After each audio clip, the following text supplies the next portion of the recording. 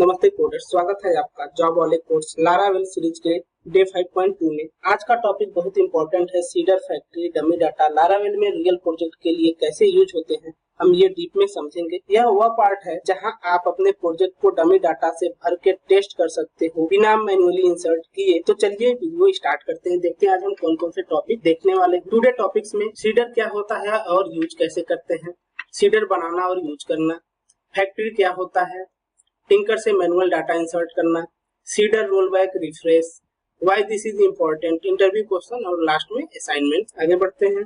Cedar क्या होता है?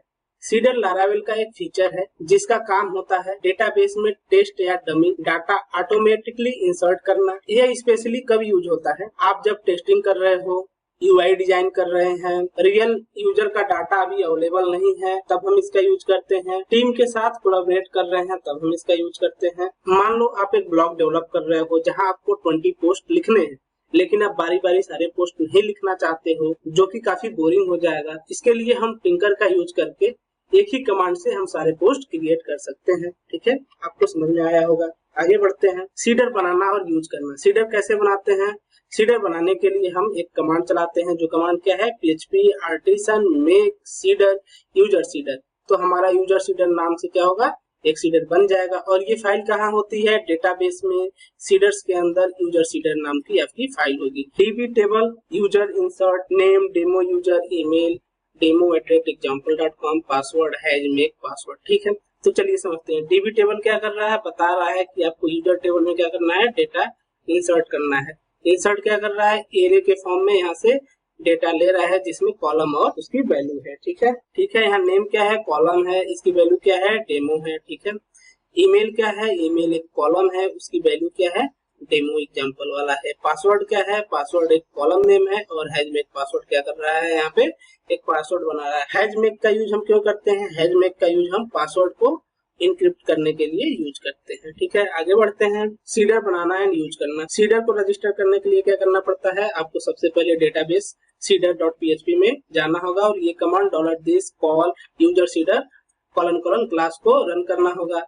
ठीक है, इसके बाद आपको क्या करना होगा? अपने CLI कमांड में आके php artisan dbseed को रन करना होगा। जैसे ही आप इसको रन करेंगे, आपके यूजर टेबल में एक डमी डाटा यूजर ऐड हो जाएगा। अभी हम इसका लाइव एग्जांपल भी देखेंगे आगे। फैक्ट्री क्या होता है? सीडर से हम क्या करते हैं? फिक्स डाटा इंसर्ट करते हैं, लेकिन आपको जो रैंडम और डायनेमिक डाटा इंसर्ट करना है तो हम फैक्ट्री का यूज करते हैं। फैक्ट्री बनाते कैसे हैं? फैक्ट्री बनाने के लिए हम ये कमांड लिखते हैं, php artisan make factory user factory : model equal to user. आप इसे नहीं लिखेंगे तब भी बन जाएगा, लेकिन मैं आपको रिकमेंड करूंगा कि आप इसे हमेशा लिखें, जिससे कि ये आपके मॉडल के साथ बाइंड हो जाए। नेक्स्ट हम क्या करेंगे? अपने डेटाबेस के अंदर फैक्ट्री यूजर फैक्ट्री के अंदर आएंगे। यहाँ पे हम क्या करेंगे? Name $this फेकर name, email $this फेकर unique safe email password decrypt password. ठीक है, फेकर एक लाइब्रेरी है जो random names, email address, etc बहुत सी चीजें वहाँ पे पड़ी हुई है डेटा पहले से, जो आपको वहाँ से दे देगा। ठीक है। सेफ ईमेल क्या है? सिक्योर फॉर्मेट में ईमेल देता है। यूनिक क्या है? डुप्लीकेट डाटा इंसर्ट नहीं होने देता है। डिक्रिप्ट क्या करता है? आपको एक सिक्योर पासवर्ड देता है। सीडर फाइल में यूज करो क्या करेंगे? User : factory count 50 create. तो ये क्या करेगा? 50 पोस्ट आपके टेबल में इंसर्ट कर देगा।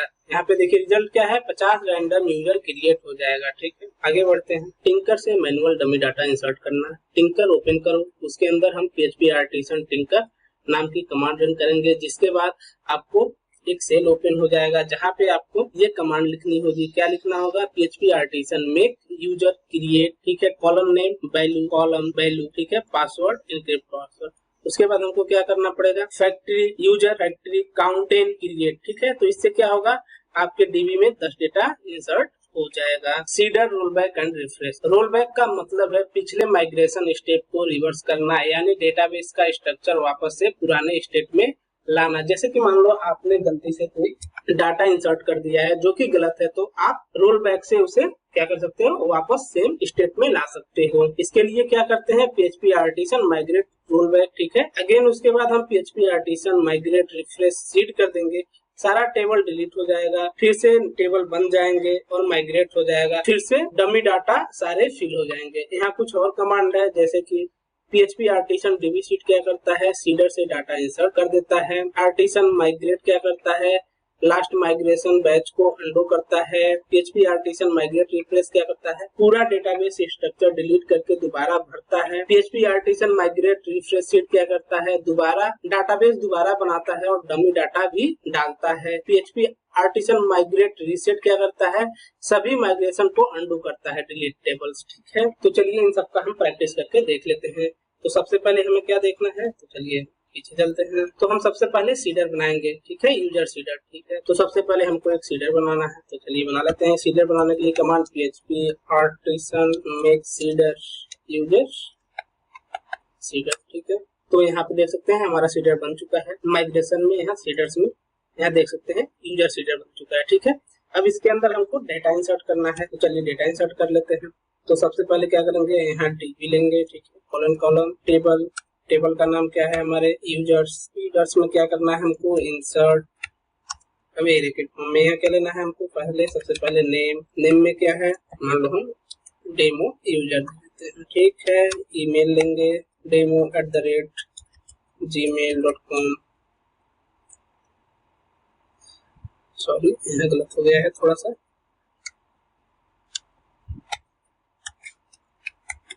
पासवर्ड में क्या करेंगे, यहाँ हमें इनक्रिप्ट पासवर्ड बनाना है, तो क्या करेंगे, हैज लेंगे, हैज मेक, चलो पासवर्ड दे देते हैं। ठीक है, अब हमें यहाँ क्या करना पड़ेगा, देखो DB है तो यहाँ हमने DB को क्या किया है, इंपोर्ट कर लिया है। पासवर्ड बनाना है तो यहाँ हमने हैज पासवर्ड को भी इंपोर्ट कर लिया है। तो चलिए अब हम इसको DB सीडर में रजिस्टर करते हैं। तो हम अपने DB सीडर में जाएंगे, यहाँ पे हमें क्या करना होगा, इसको मैंने पहले ही कमेंट कर लिया है। ठीक है, आपने कमेंट ना हो तो कमेंट कर दें। यहाँ हम लिखेंगे $this, कॉल करेंगे, कॉल किसे करेंगे, अपने हम यूजर सीडर को।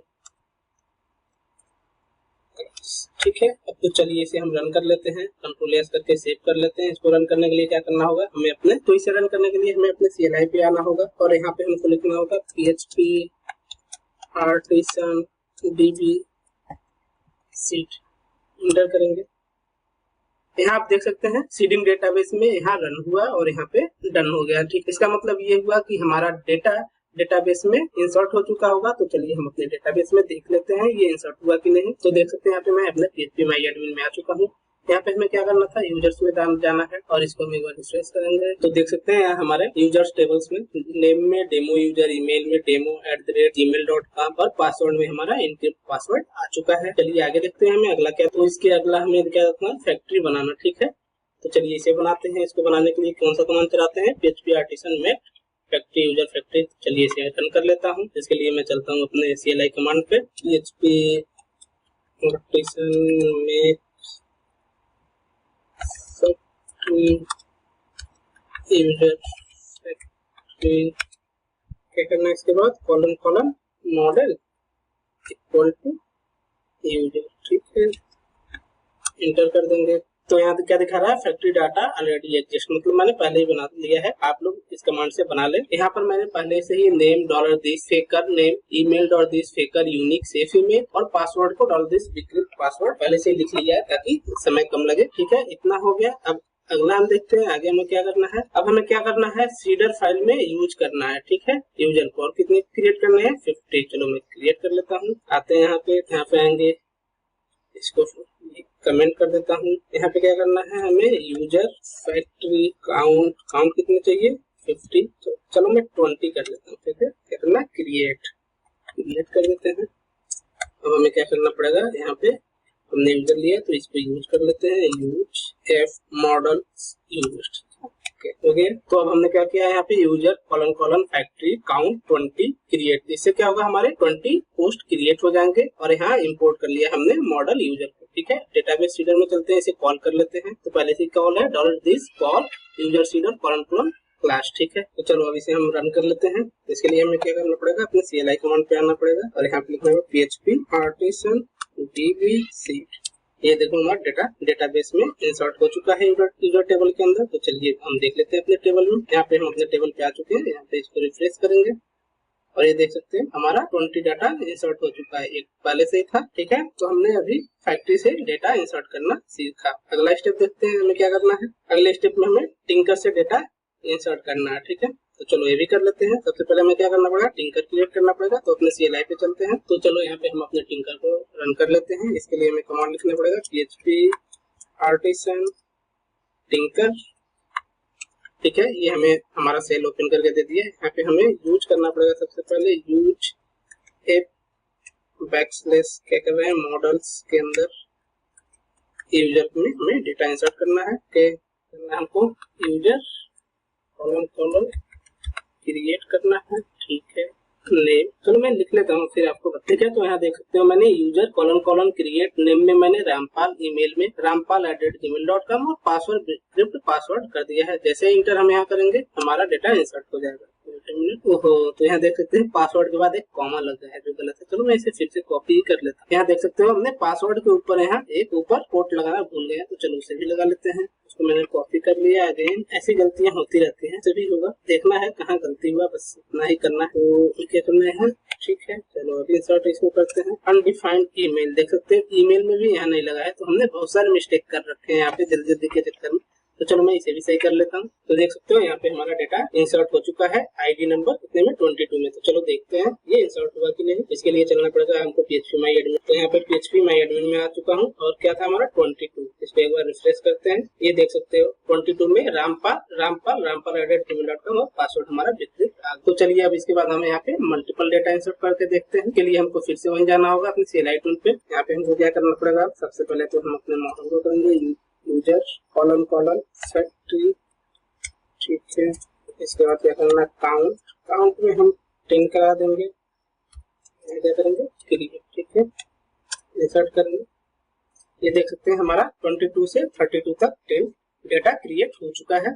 तो चलिए यहाँ पे हम एक बार इसको रिफ्रेश कर लेते हैं। जैसे ही आप रिफ्रेश करेंगे इसको हम बढ़ा लेते हैं 50 तक। देख सकते हैं 32 तक हमारा डेटा क्रिएट हो चुका। इंटरव्यू क्वेश्चन, सीडर और फैक्ट्री में क्या डिफरेंस है? सीडर को रन कैसे करते हो लारावेल में? लारावेल में फेकर का क्या यूज है? टिंकर क्या है और कैसे यूज करते हैं?